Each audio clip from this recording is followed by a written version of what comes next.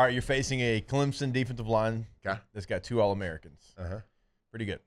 Yeah, they've got 2 first-team all-conference type players at linebacker and corner.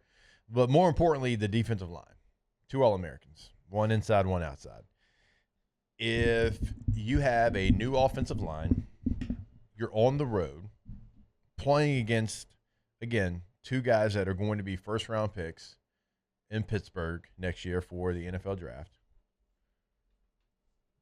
What is your game plan looking like in that first 15 that we talk about? Ooh, the first 15. All right, so I'm gonna get the ball in the hands of my playmakers fast. We're gonna get in gun. We're probably gonna do a little play action fake, a little quick play action fake with an RPO, like a slot receiver into the flat route. Get the ball out quick, blocking with the outside receiver, something like that. I don't want to do many outside zones or outside runs. I want to probably keep it inside the tackle box because it's game 1 with new offensive linemen.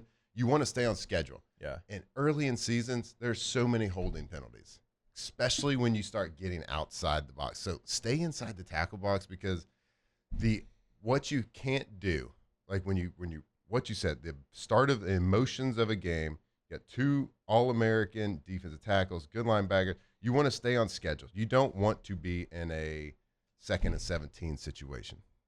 You don't want to be on a 1st and 20 situation. Like, you want to stay on schedule because when you're on schedule, they have to think. Those guys have to think. They can't just go straight line. Right. They have to be able to, all right, is it going to be a run? Is it going to be a pass? Is it going to be a play action? Is it going to be a screen? Is it going to be a 2-count screen? Is it like what? Like, there's so many options. They can't just play straight line, line up with their head down, and go. So you got to be on schedule. So I'm avoiding those types of deals. I'm avoiding a big loss on a sack early on. So if I am going to take a shot, it's going to be a run, play action, fake type situation on a normal down and distance. And then, of course, if you're getting a 3rd and long situation, then that kind of takes all the skill and preparation off the play calling. At that point, then it's just like, all right, we got to go execute. We know it's going to be some sort of exotic front, exotic pressure. Now we just got to rely on Garrett Nussmeier's experience and our good receiving core. But on our normal D&D, I look for quick passes. I would look for probably some sort of quick screens, play action fake with a safe outlet throw, something like that. But yeah, like my initial thing would be, let's not do any exotic sort of get on the edge and beat them to the edge type of runs because we saw it this past weekend. So many holding calls, and refs are going to have a quick. I mean, it's their first week too. Yeah. So they're going to have a little bit faster trigger for the Farmageddon game, for sure. So, like, as far as the run game, right, just be diverse in your run game. And then, like, for me, in the way that I always kind of view it when you're, if I'm going against Glenn Dorsey, right, like, I'm not going to run right at Glenn Dorsey. Now, I can run to his side. That's why I love, like, we talked about the other day, like, hey, let's get in pistol a little bit. If we're going to run zone, we can run inside and outside zone. But let's get them moving. Because, like you said, I don't want them going north and south.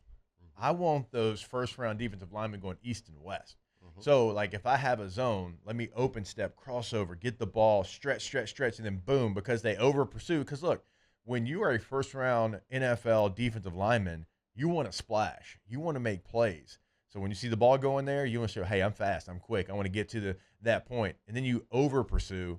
And that's why I love a good zone run out of pistol, out of the old I formation, which, look, I know they're not going to run a ton of.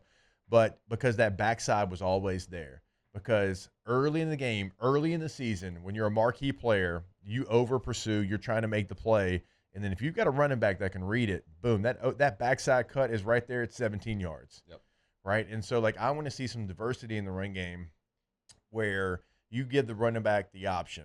Because if you're running inside zone out of gun, we showed it the other day, you don't have as many options. You don't get going either. So, like, you're not stretching the defense like we're talking about because it is so tight, it's so compact right there because you don't have that ability to bounce it inside and outside like you do. So That's for me. Just get some diversity in the run game. Get that really talented defensive line going east and west. And the looks that you give them too. I mean, we're going to assume that the majority of our offense is probably going to be 11 personnel, some form of 3 wide. Yeah, and then it could be like technically 12 personnel, but you're really running 11 plays with Trey Daz in there. Yeah, and I want to see. Some different formations. I want to see some shifts. I want to see some motions. Make them think a little bit before the snap because defense. I mean, it's defensive guys; they can't think. So make them do something they're uncomfortable with, which is thinking, using their brains, and then throw them some different looks to the run where, like linebackers, they can't just tee off. Like, throw some different looks with your tight end. Let them lead block. Getting up into the second level on the play side, then let them go cut backside end off and let a tackle go up to the second level. Get some different looks to where those linebackers, they have to read through the quarterback and kind of read through the tight end to the running back at that point. So the more movement we can have, the more it kind of gets their eyes moving left to right, gets their bodies moving left to right. Yeah, you just want to avoid them being able to go north south the entire time. That is the last thing that you want to do against a dominant defensive line.